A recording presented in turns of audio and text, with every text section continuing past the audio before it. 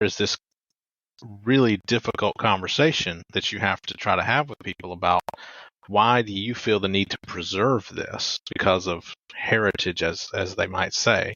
Well, it's because you believed a false narrative about what actually this was about. You have been sold a complete lie about what that war was about, who your grandpappy died for. It was not for his own freedom. It was for these plantation owners. It was for these people who were treating people like cattle.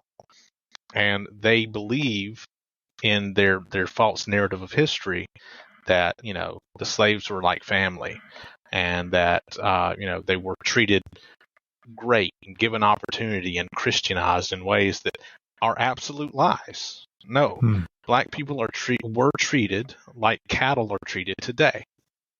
And if you go and look at a factory farm, which is what a plantation is, and you look, you might see a nice, beautiful building, but if you go out to where the cows are, the cattle,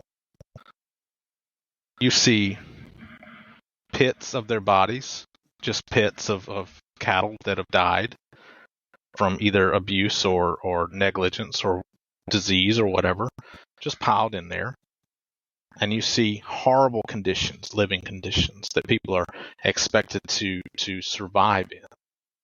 And the thought is, oh, well, they had the slavers had some sort of reason, to make the slaves like them enough and preserve their lives. But no, slaves were inexpensive.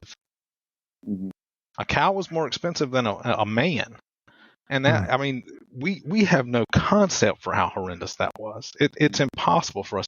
And our country has been insistent on avoiding that truth, that real, honest truth, that this was an atrocity. It was the greatest sin that any country could commit.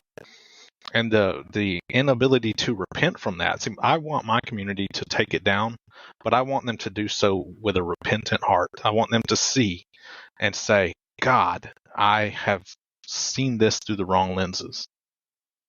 But Matt, your point is so great, because it plays into why they are so kind of oblivious to it, because it's not being depicted the proper way.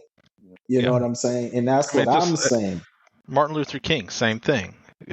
He's treated now by the same people that were glad when he was killed. He's treated now as if he was this, level-headed, let's talk about our problems and let's shake hands and shit. No, he was a fucking radical revolutionary communist, and he was killed by our government. So it's this rewriting of history and completely pretending like the truth is not the truth. And it just lends to more and more ignorance. And I mean, a lot of there's